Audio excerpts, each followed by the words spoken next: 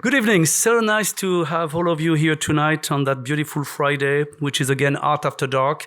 That's mean the museum is open until 10 to the whole community with a lot of activities, including a student fashion show and a wonderful public program, but also a special program tonight for a friend of contemporary art and a friend of the photo collectors group, welcoming two amazing artists who gave us the pleasure and the privilege to come to visit us in Florida. And I'm already off script, by the way, so that's typical of me. But I'm going to go the other way, but at the end, I always manage to cover everything for my team. But you know, the most incredible thing is 40 years ago, they had a show here at the Norton. And I learned from Pam Perry. Pam Perry is the head register. A register is the person who takes care of the whole collection. Pam has been 44 years with the Norton. She is the envy of every museum director around the country because she's known as the best registrar. But then she told me, do you know they had an exhibition here? And we had to take the whole collection down and so on. And we went on and on. And Pam this morning met Gilbert George again 40 years after. And it was kind of a very, very special. So it's not the first time they're here. And it's not the last time for sure. And we are so excited to welcome them again. So now I need to put my glasses because I don't see anything.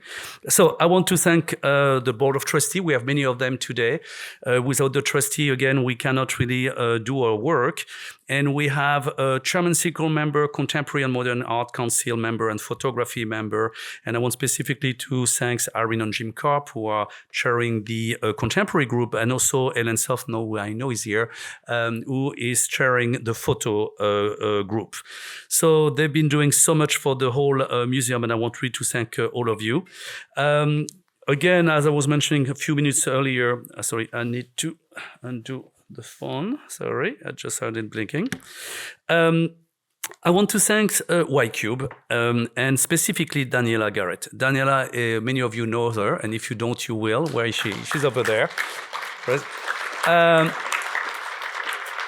You know, there's the art world is extraordinary. You have, of course, the artist. You start with the artist, and you have people who help the artist to really become who they are. And then you have the gallery, who, of course, promote the artist. And then you have the curator who get in and really discover the artist and make them also becoming part of collection. And of course, I used to work in the auction. The auction world is there too. So all of us together, we all work for in one way to support creativity on art. Some of them for profit, some of them non-profit. It's not about the point, it's about creativity.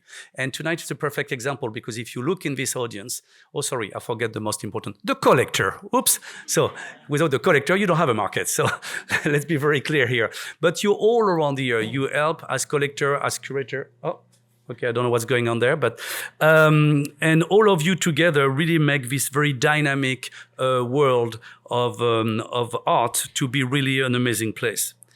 So thank you, Daniela, for giving us a call and telling us about what was going on. It's always a pleasure to collaborate with you and your team. Great team to collaborate with. And thank you to Michael Rooks, who is going to be really helping us to make this evening so special. And I will introduce him in a second.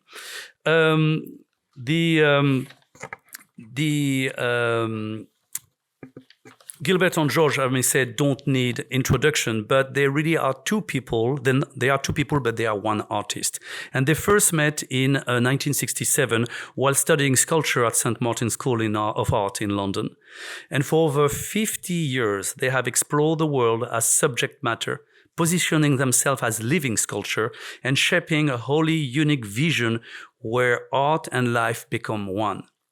Their body of work boldly addresses shifting social values and challenges, and they challenges the taste of and convention of contemporary art. Gilbert and George have been prominently exhibited in nearly 250 international exhibitions, spanning from artist project to solo retrospective. Just this month, both of them opened the Gilbert George Centre in London, near their home and studio, to showcase the archive and immense collection of work of art created by them, and advance public education in the art, architecture, heritage, and culture. So we really are thrilled to have them with us tonight and to welcome them and celebrating their incredible legacy. Michael Rooks, who's going to monitor and really talk tonight with us. Michael is the Whelan family curator of modern and contemporary art at the Haight Museum in Atlanta. Michael joined the Haight in 2010, and he also served as commissioner and co-curator of the U.S. pavilion at the 12th International Architecture Exhibition at the Venice Biennale in 2010. He was a committee member of ACP Art, President Obama's initiative, Bridging Contemporary Art and Social Action. Since joining the Haight Museum, the collection over there has grown in contemporary art specifically, and in more than 25%, and he has developed and managed more than 40 exhibitions, including Alex Katz, this is now Cow, Downtime, and 2 exhibitions in partnership with MoMA, Picasso to Warhol, 14 Modern Masters, and Fast Forward Modern Moments, 1913-2013. Prior to joining the Haight Museum, he held a curator position at the Museum of Contemporary Art in Chicago, the Contemporary Museum in Honolulu, and the Honolulu Academy of Art. One last thing before welcoming our speaker tonight, I wanted to acknowledge one of our trusty collector, generous donor who passed away, Howard Ganek, because we have a fabulous Gilbert and George photo on view in the gallery, and that was part of the gift for Mr. Ganek. So every time we have a way to thank him for his generosity and his family, we do it. And tonight is to celebrate Gilbert and George. So please join me to welcome Gilbert and George and Michael Rooks.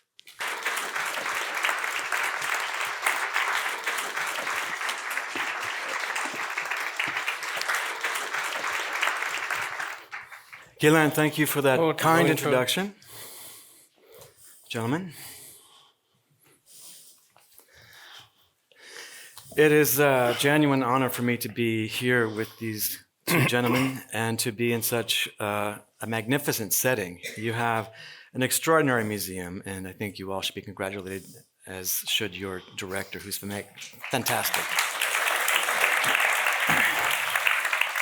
So, this evening, I'm hoping we might find some answers to the eternal question that Michael Bracewell posed in his book, What is Gilbert and George? And so I think to do that, we need to begin at the beginning. I guess we'll go to the place where you were born. Maybe you were both from rural settings. Gilbert, you were born in the Dolomites Mountains in Italy, and George from Plymouth, a coastal town called Plymouth. And so, as 2 bumpkins, self-described bumpkins, how is it that you came to find yourself in the center of the metropolis, the great capital? I think we were very lucky baby artists that we arrived in London and at St. Martin's School of Art at a moment when it was a kind of center of the universe. It was the beginning of people saying free love and anything goes. And we were very proud and very arrogant and maybe quite badly behaved, but it was our beginning. Yes, and I had this vision when I was in what you call Munich in Italy, that I wanted to be in London where it was happening. Right. And that was on the top floor of St. Martin's School of Art. And who was there? George. St. Martin was literally the school. It was extraordinary art school, unbelievable. Right. There were television crews from countries I've never heard of filming in the studios. We were very, very impressed. So did you begin at St. Martin's in 67, or was it the year prior? I think we were leaving St. Martin's in 67, 68. 68. Okay. We only did 1 year there, and we realized that our world was outside St. Martin's School of Art. Right. We realized that we could be the art. And we realized that most of the art that our fellow students and of our teachers were creating, if it was removed from the school and put into the street outside, it would have very little or no meaning, because formalism was the name of the day. Angles, shapes, corners, circles, rectangles, triangles, corners, it was all to do with form. So anything to do with what we believed in, which was content, we wanted an art that would deal with death, Hope, life, fear, sex, money, race, religion, shitty, naked, human, world. and so on and so forth.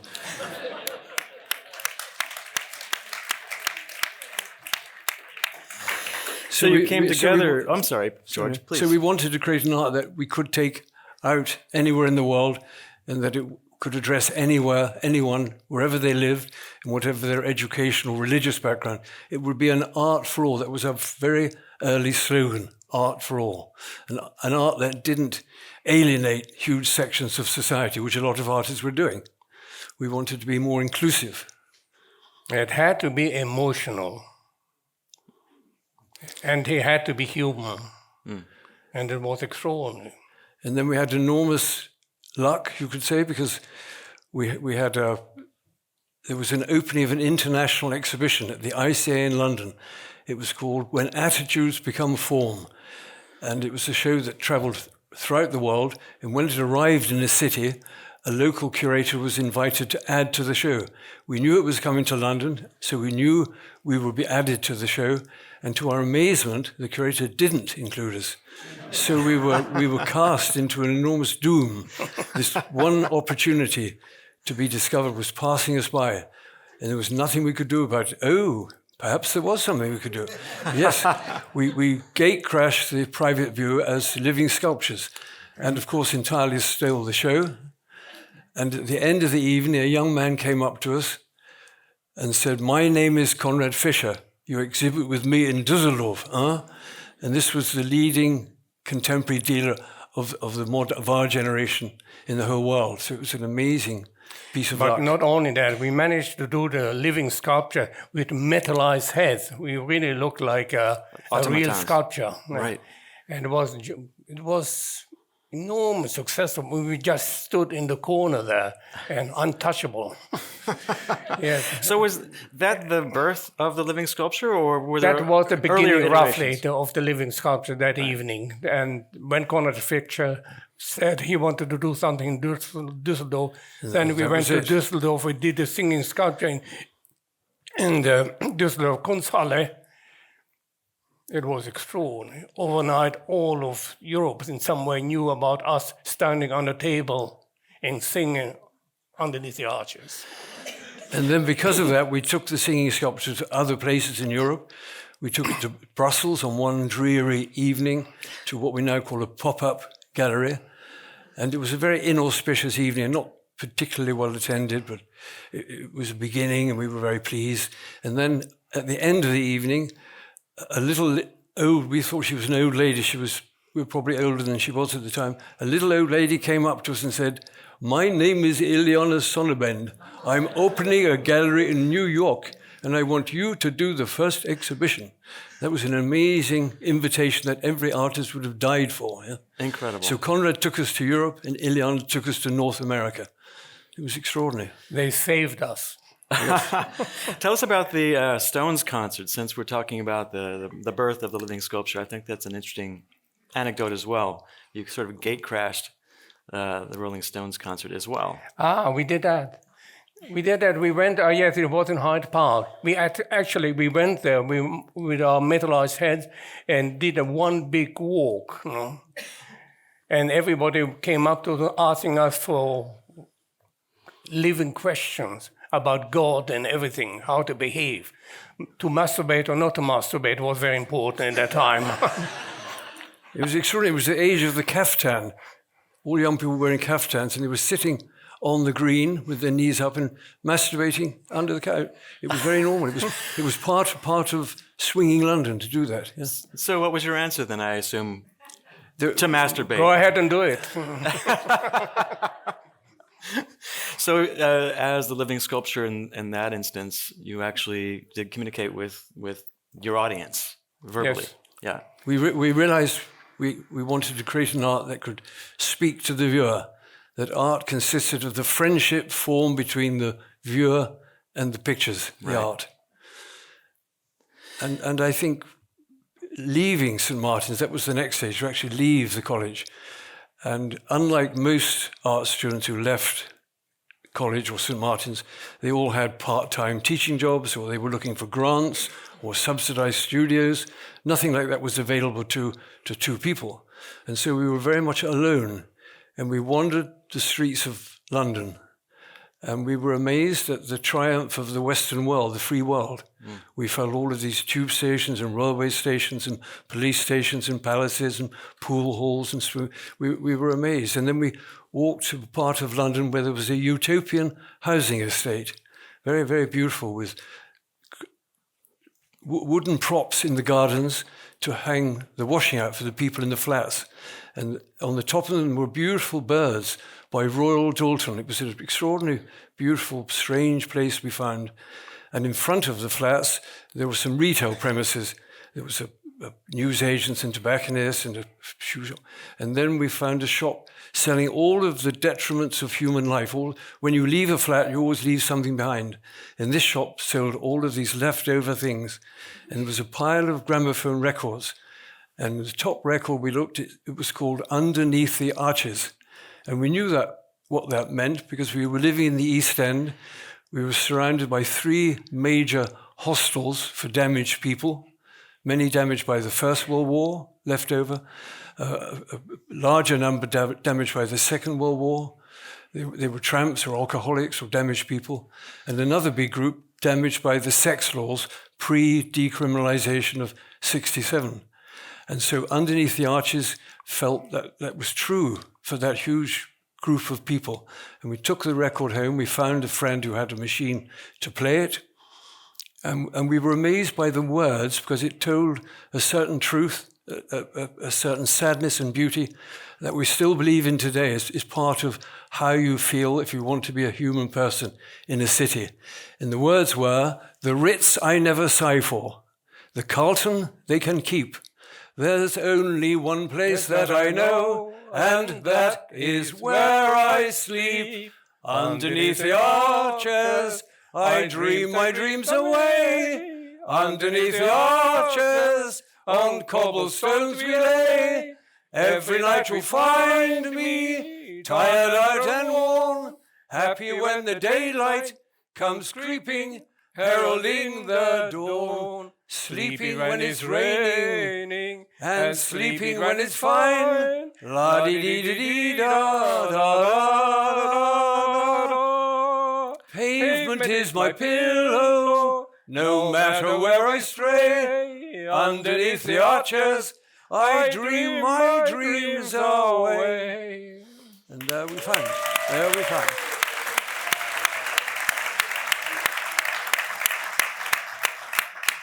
And that gave us a wonderful direction. It was a certain truth and a certain understanding that sent us on our way in a very, very good direction. Right.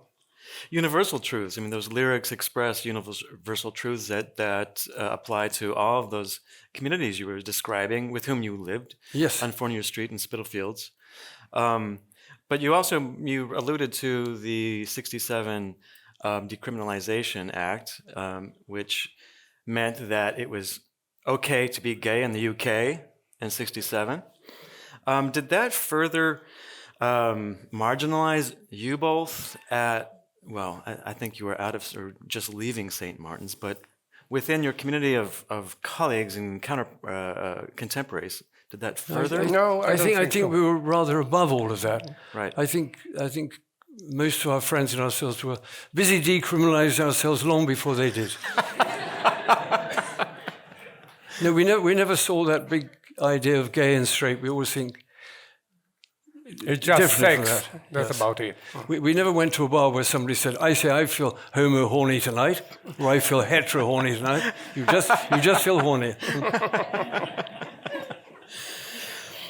But there are many levels of diversity, or adversity rather, that you described in living with your neighbors and those individuals who live in the streets and who were damaged by, you name it. They inspired us in some way. It was quite extraordinary. Right. Interestingly, all of those tramps and lost souls have all gone. They're all passed away.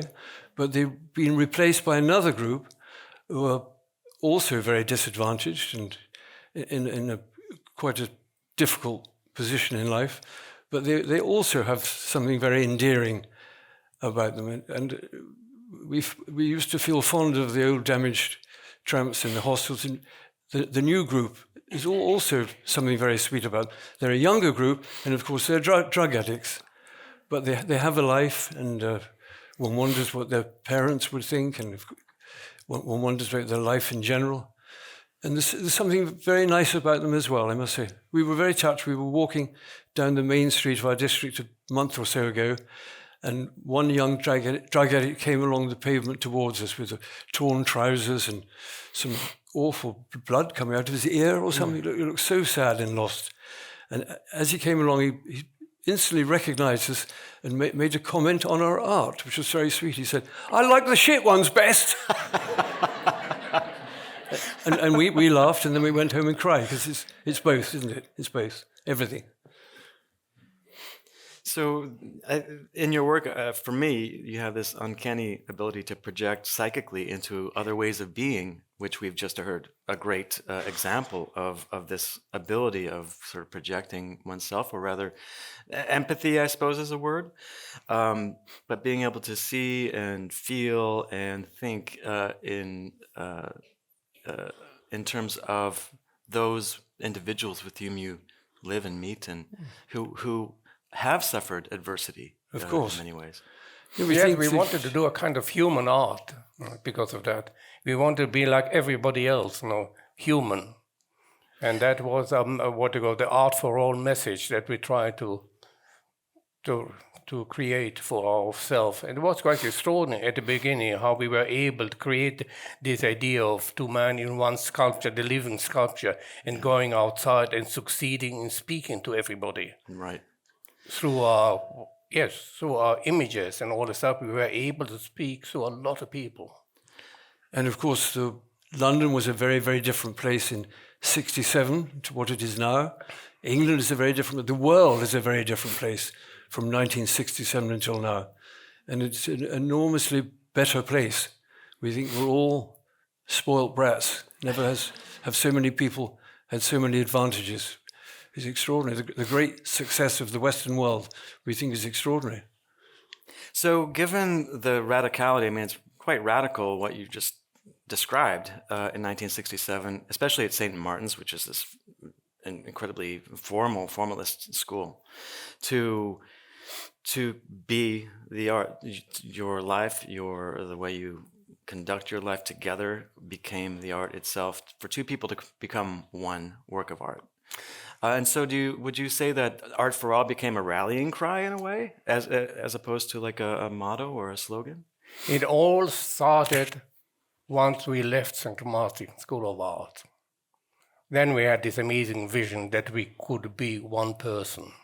Yeah. But when we left it all behind in a good way. We never wanted to go back there again.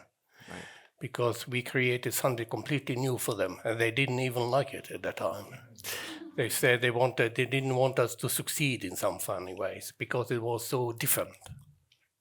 And then we enjoyed an enormous success within the art world. I remember we went at the late Ileana Sonnenbend's request to New York and did the singing sculpture, and that was such a success. It was the first time the galleries had moved downtown. It had always been in the uptown district. And most of the experts and people in the art world thought it was a very interesting idea, moving the galleries down to this rather run-down district. And maybe in a year or so it will catch on. No, that one Saturday it caught on. It was an overnight enormous... People walked from uptown in their masses all to come downtown. There was a police helicopter hovering over West Broadway because they were worried why so many people were suddenly in that rather run-down district. The authorities came into the 320 West Broadway building. They thought there were too many people for safety in the building. It was an extraordinary success. Yeah, it was amazing. Well, we were,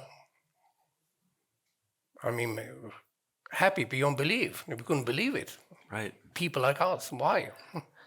So let's talk about your milieu, the Fournier Street, Spitalfields, because it's historic. It's where you find all of the source material for your work. You have always found the scent of the world is Spitalfields. A microcosm, right? Yes. We love that. We live in a French street built on a Roman cemetery. We're 2 minutes walk from the street called John Wilkes, who invented the free press, the first person who said press has to be separate from government. We're also a short walking distance from the tomb of William Blake and Daniel Defoe and George Fox, who invented the Quaker movement. Across the road from there are buried the Wesley brothers, who invented the second biggest group of Christians, of the Protestant group. So we believe in the past, present, and future rolled into one. We don't believe in just being modern or just dealing with this or that. It has to be past, present, and future within each picture that we create. So you mentioned Bunyan's cemetery, which is in the Nonconformist cemetery. John Bunyan is there. I'd forgotten for a moment. Yes, Pilgrim's Progress. Yes, that's what we are doing in some way. The most famous, least read book, John Bunyan. It's very nice because it refers a little bit to the group of pictures we're showing in London at the moment, which are called the paradisical pictures. It's not that we think we're making pictures of paradise. The paradisical pictures deal with the thoughts and feelings that people have if they believe in the afterlife. And we're also dealing in those pictures with people who think it's a lot of nonsense. So we like to think we're dealing with equal courtesy to both groups of people. And of course, it's in Pilgrim's Progress. Pilgrim goes down to buy some bread in the morning from the baker's shop. And he goes in, and all the workers in the shop are tired because they've been up all night baking the bread. And they're middle-aged, nice ladies serving with the sleeves rolled up. They have flour over their hands. And he buys the bread, and then he realizes something very worryingly. He realizes that all of the people working in the shop have belief and faith in the afterlife. And he's incredibly jealous because he doesn't have that. And that's a very moving moment in Pilgrim's Progress. And it's nice that he's buried within walking distance of us. We like that. So you yourselves are pilgrims in your work. This living sculptures. Yes, we call that. As seen in the pictures, as well as in the singing sculpture and in the postal sculptures and in the word sculptures. Your role is that of the pilgrim who takes us, the audience, through from hell to paradise and back. To damnation, yes. Yeah. No, it's an amazing journey. It has been extraordinary journey, battling the whole way along. You know?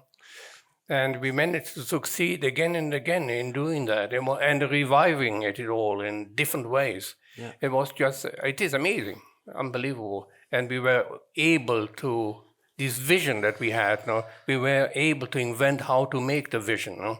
Yeah. With that, we created these kind of, pictures to speak for us. That was quite an amazing invention, that we were speaking for our messages were able to be put on the wall. And we did 3,000 pictures we did.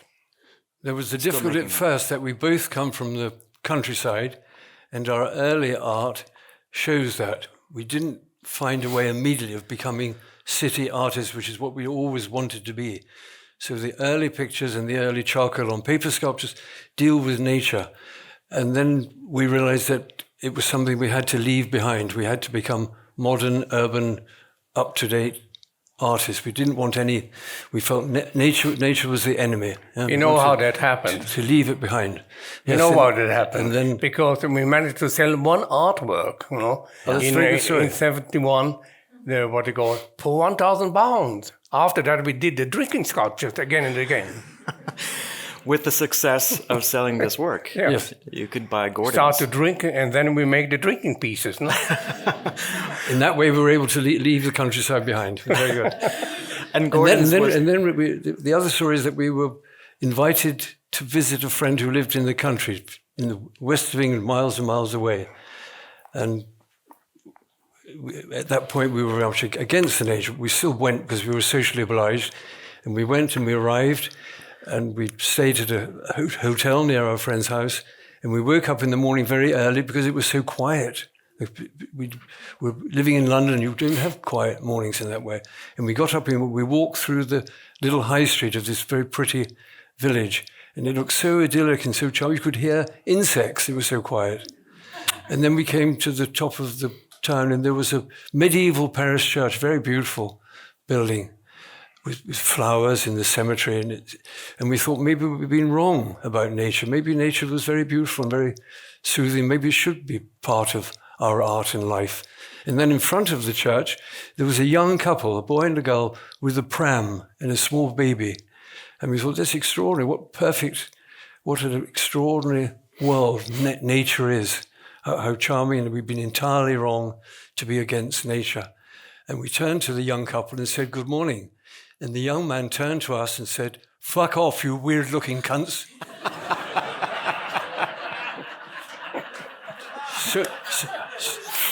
And then we knew nature is the enemy.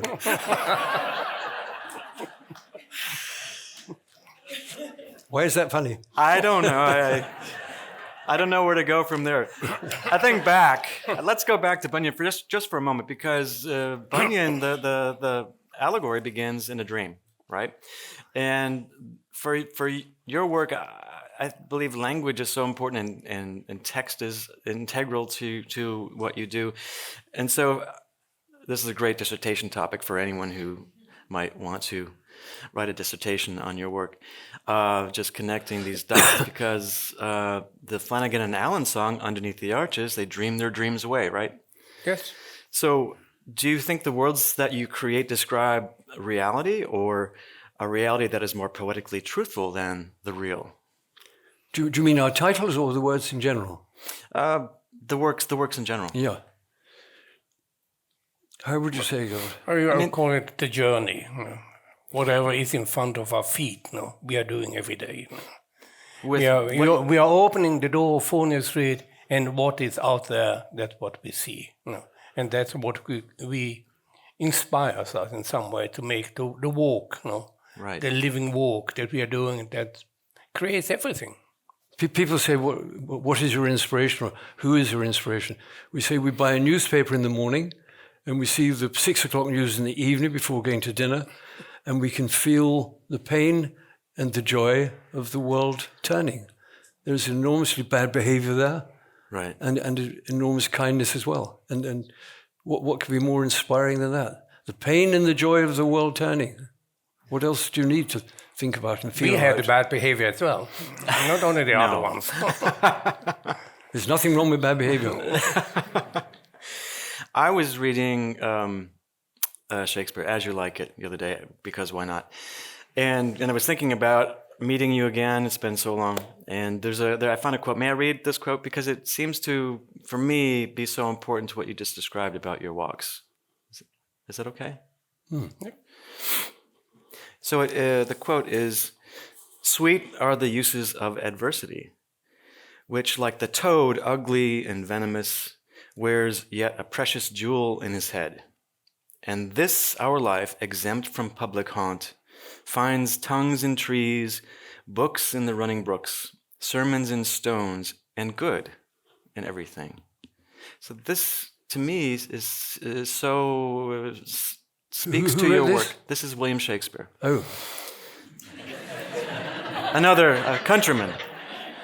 We always use William Shakespeare and Vincent van Gogh to say there is no greater force in the world than the force of culture. The free world, where we're free and safe, wasn't arranged by the policeman, it wasn't arranged by the priest, it was arranged by culture. And you can go anywhere in the world and prove that by stopping a complete stranger and saying, Charles Dickens. Whether they've read a book or not, that man will speak from the grave. You can say, Vincent van Gogh. They don't have to have seen an exhibition to be filled with the life of that dear, long dead man. The power of culture. We feel very responsible and very concerned with that aspect of modern life. And you've always expressed this ability to find beauty and poetic expression and meaning in the downcast, the cast aside rubbish on the street or chewing gum on the street. I love it. And everything is fantastic in a way. Life is extraordinary, for us at least. And even where we live is fantastic. And the journey is fantastic and amazing. And so where do you find this incredible optimism that you've always had throughout your work? because we want to win. We want to win and be loved, like everyone else. Yeah, very important to win, because they all told us that we wouldn't. I think that's right. I agree with that. So maybe it's a good moment to talk a bit about the corpsing pictures which are on view right now at White Cube. Because there's a great deal of optimism in these works. It sounds counterintuitive, but in fact, as you said, each picture contains a world, and that world is optimistic, even as we're looking at images that deal with mortality, life and death, bones and flesh. So, sorry. Bones are life. We're all walking around every day with our bones. We don't necessarily see bones as part of mortality. Bones are when every person that walks has bones. You dance with bones. You make love with bones. Yes. So there. And of course, in the pictures, we also show the soles of our shoes.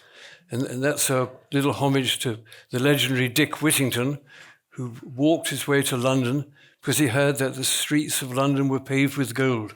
He was very disappointed to find out that it wasn't true, but that he went on to have great success and become Lord Mayor of London. So he did it, not the streets. It was him and his walking and traversing the earth, something we all do every day. We're all traversing this globe from the bottoms of our feet around. We're all walking around this planet, and the pictures try to show that. It is between living and bodies in some way, and it feels even that we are in baskets, like two naughty children, maybe, in a basket. In a very tender way. Yes. Not in a morbid way at all, but in a very tender way. And we went back to simplify the colors even. Yeah. Very few colors. Right. Red and yellow.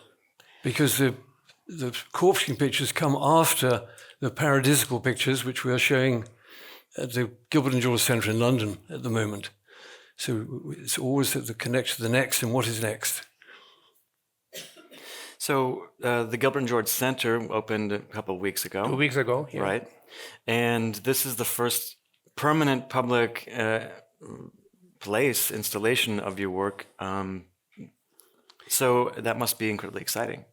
It's quite exciting because we realized that somebody comes to London, they want to see our works. Where would they go to see it? Maybe the Tate sometimes, but not all the time. And so we thought one way to do it, to create our own little museum to show them every time. We can change once a year the subject. We have the pictures, and it is magic. It's very near where we live, and they can feel the feeling of East End of London, how it is there. So it's as much about your work as it is about London, right? If people come from Venezuela or from Warsaw, there'll always be a little corner of London where they can see our pictures, and it's very, very important for us. And we have a lot of fans, I must admit that. They're coming from all over the place. Even when we opened, it was very shocking. They were flying in from America, Italy, France, all the Belgian people are the big collectors of us. Everyone came. It was very exciting. It's only been open for 1 week, 2 weeks. 2 weeks. So it's a beginning, but we're very excited to have our own Gilbert and George Centre. And it contains,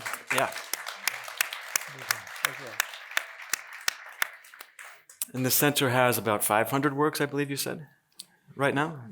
Sorry? At the moment, I think, I don't know, it must be like 30 or 40 books. Oh, okay. Yes. Because there are 3 rooms that we have. Mm-mm.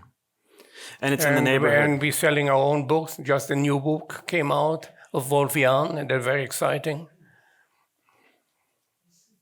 So it feels to me as if it is also a museum, a site for people to go to learn about Spitalfields, about the history of the city of London. This body of work at White Cube right now, in a way, does that is when you're talking about Dick Whittington, whose story seems uncannily, not unlike yours, someone who came from the country to this place, mythical place, and made it their own. It's a place where you can sit and look at pictures quietly. And that's very, very important, we think, in a contemplative atmosphere. And it is very beautiful. We designed the gates, the G&G gates to go in, the magic It has cobblestones to walk in there. It has a little garden. Yes. So we were walking through the museum earlier today, and we saw a work that's in the collection now, which is fantastic, Yes. called Kitchener. Yes. So I thought maybe we just talk briefly about that before we take questions from the audience. Oh, it's extraordinary looking back. There's pictures from, what date would that be? Must have been 77, 78, 78 when yes. we did those pictures together. Yes. First Well, group of individually titled pictures. If not, they were in groups and series, but suddenly they all had their own individual title. And it's very nice to see the portrait of the long dead General Kitchener in the foreground, and then the young person of the future side by side with us. And it was quite exciting to have what you call black people in art for the first time, because very few artists did that before. Right. It was totally different. And that's something you were criticized for in some quarters, but also questioned for doing in the 70s. And I think we won. you did win. We were rather amazed. For 10 or 12 or 15 years, almost every journalist, whether in Europe or North America or other places, almost automatically question, why do you have black people in your pictures? It was such an ugly, awkward question. Right. And then we said, because we didn't leave them out. Exactly.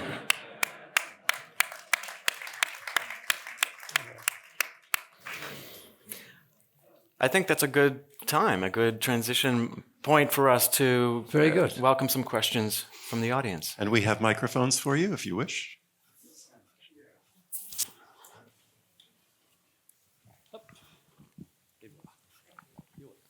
Good evening. We have Child God from 1984 Extraordinary. from Sonnabend. And my question to you is the colors are black, red, and yellow. And I see now in recent works you're using the same colors. Is there a reason for that? The pictures always tell us about the colours. They tell us when to stop. We believe in forces outside of ourselves. And with making the corpsing pictures, the pictures wouldn't let us introduce any other colours, even if we'd have wanted to. But the black, white, and red always speaks to us. We can never leave it alone. That's really true from the beginning. That's where you began. Because what you call is danger, no? Or look here, it means in some way. A revolution. Red is for love and blood and danger. Yellow in the Theosophical Society was the colour of highest intellect. We have quite an extensive library of theosophical books. The religion which said, let's all the people who are religious come together and make one religion.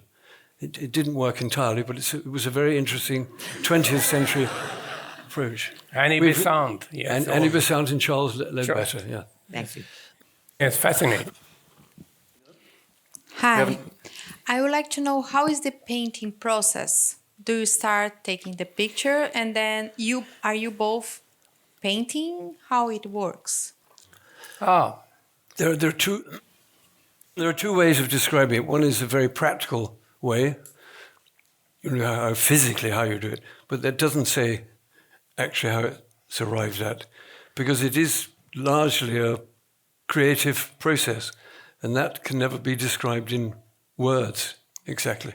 I mean, we are taking the pictures. We never let anybody touch our work. We never did that. So every image that we use is taken by us. And then we are making what you call a composition. You know? No, we're doing a 10% design of the picture. And then we do the one-to-one. And then we choose the colors that we want to, what they should speak, you know, what the picture should speak. We choose the colors. May I ask a follow-up question really quickly? Do you have a role? Do you have a role, and do you have a role that's separate from yours in terms of making those decisions? No, we're making this together like a machine. It's quite easy. We know each other very well these days. That's why the journalists say, do you ever argue? And we say, the great heterosexual question.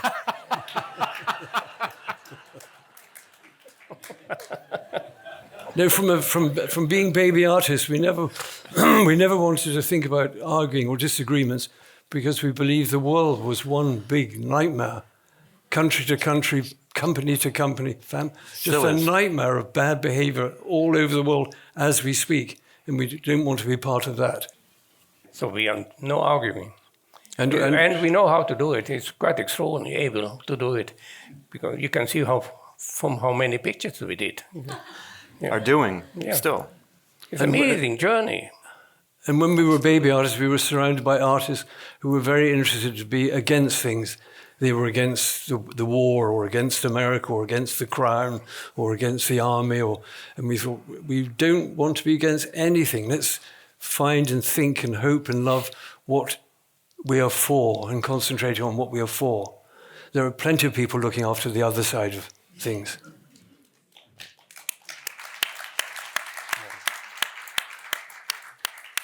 It was very good. It was very good. A few years ago, we did a series of banners where we tried to be more direct and more difficult. And I think we brought the list of the titles. They were huge sheets of paper, and we just wrote with a big brush very simply.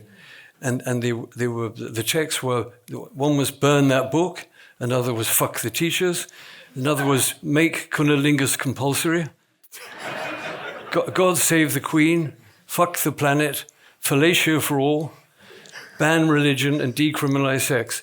And a few weeks after we'd had that exhibition, there was a knock at our door. Nobody knocks at the door anymore. Everyone rings bells. So it was rather quaint. It was lucky that we were around to hear the knocking. And we opened the door, and there was an elderly clergyman. He was probably older than we are now. And he was very polite, and he said, "I'm awfully sorry. I don't want to trouble you, gentlemen. I don't want to intrude or anything. I just wanted to come to tell you that I saw that thing you did called ban religion. I think it's marvellous, absolutely marvellous." and we thanked him for his interest and asked him if he could explain a little why he felt that way. He said, "Oh, it's very simple." He said, I still have my congregation every Sunday. I've been preaching now for more than 40 years. And my congregation are all very nice. They're very, very nice people. And many of them are friends of mine. And I've known many of them for years, and their families. And they're all very nice, but they're all very religious. And I don't really want them to be religious. I want them to be good. It was a very moving moment. Yeah. We have another question to our left. Yeah, hi. I wanted to know a very simple thing. What is your feeling about what is art today in the world that we're living in? And how is your feel about that in general? Where is it? Where are we going? We never look at other people's art. We never did that. We realized that a long time ago that we wanted to be free from being inspired by art. We didn't want to. We wanted to be inspired by life, what is outside there, and nothing else. So we never, I think it must be 30, 40 years that we never went to the museum. Mm. Or to a concert or a poetry reading. Or we gave up the cinema in 1978, I think. Yes, we saw the Deer Hunter the last time, that's it. Deer Hunter. we didn't want to be contaminated. And it works. You are free. You are a free person. No? If not, everybody wants to tell you what you think of this, what you think of that. So we like to free our heads for ourselves. That's why we go to the same restaurant every evening. So we don't have to bother thinking which restaurant to go to. One shop every evening. We have the same meal every evening because we don't want to. We love reading history. I love reading novels, but I find reading menus quite boring. It's very exciting because we go in the morning. We leave at 6:30. We go for breakfast, 2 slices of marmalade toast. That's it. I heard that you love to hug a waiter. We love the what? You love to hug a waiter. All our waiters. Oh yeah. Yeah. Journalists say, "Why do you go to the same restaurant every single evening?" I say, "We have a crush on several family members." We have a question to our right.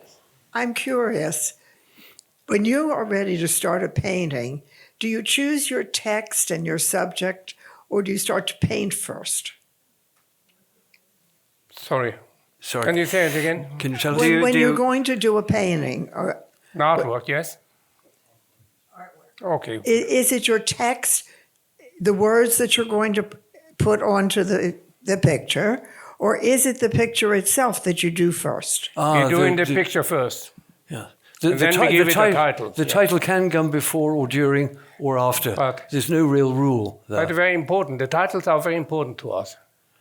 We Because didn't want- like an art world where everything was untitled number 17, all these mysterious, alienating obscurities. Yeah, good, the titles. We love the titles. Every city has a name, every person has a name.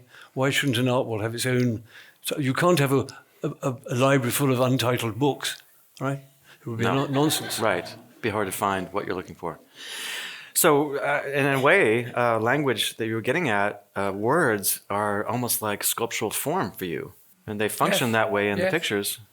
The titles of the pictures are the nearest key to the area under discussion, roughly. Yeah?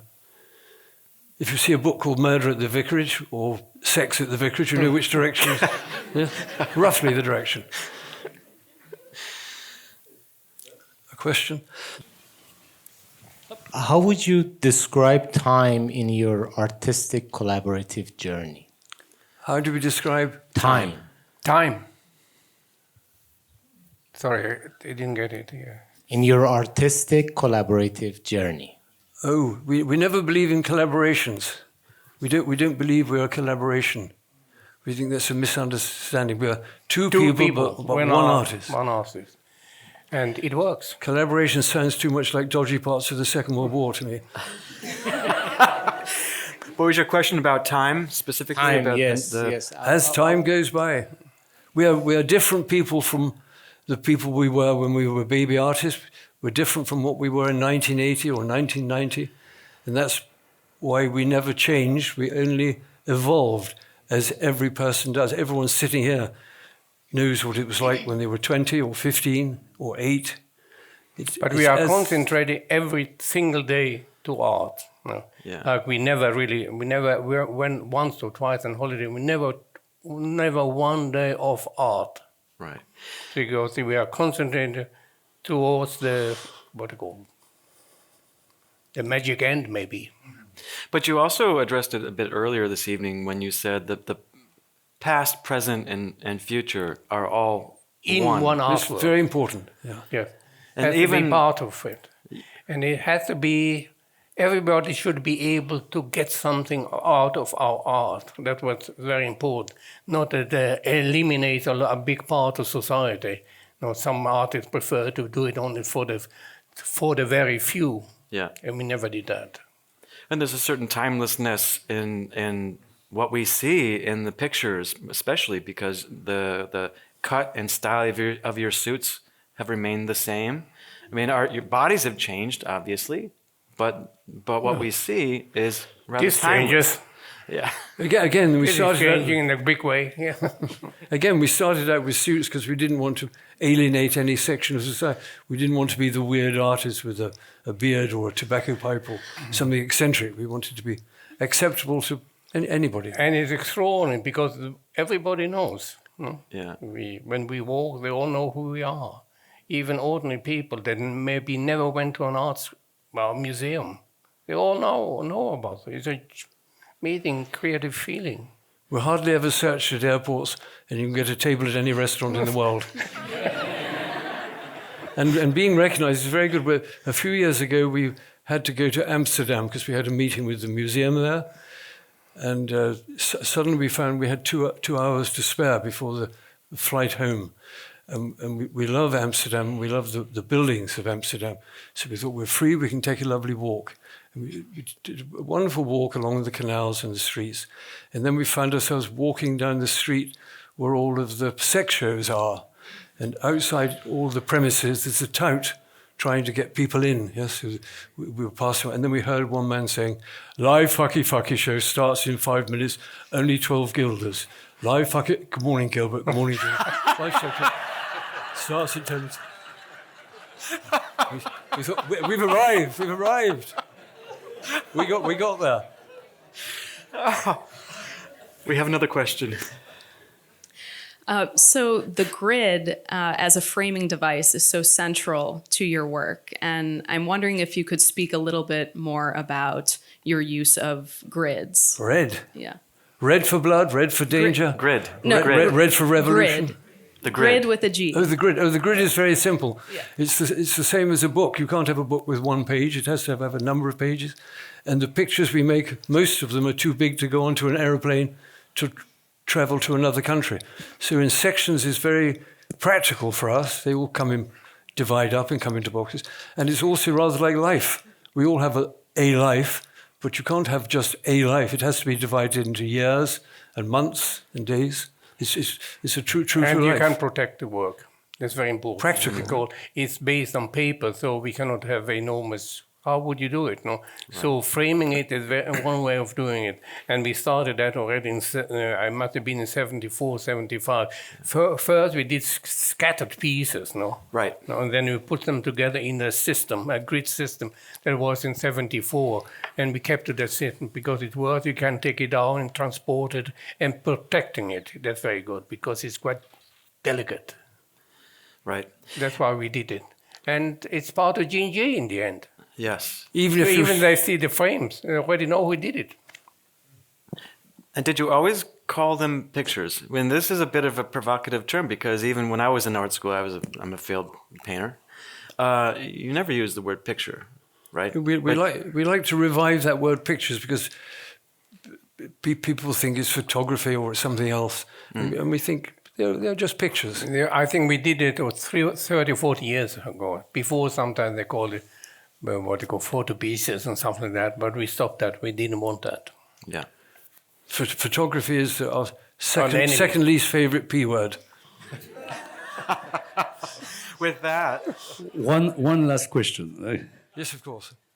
Well, I asked ChatGPT for some questions, and one they featured was, your partnership and collaboration is a defining aspect of your art. Can you talk about the benefits and challenges of working so closely with another person for so many years? So what are the benefits and challenges of working and living so as closely one?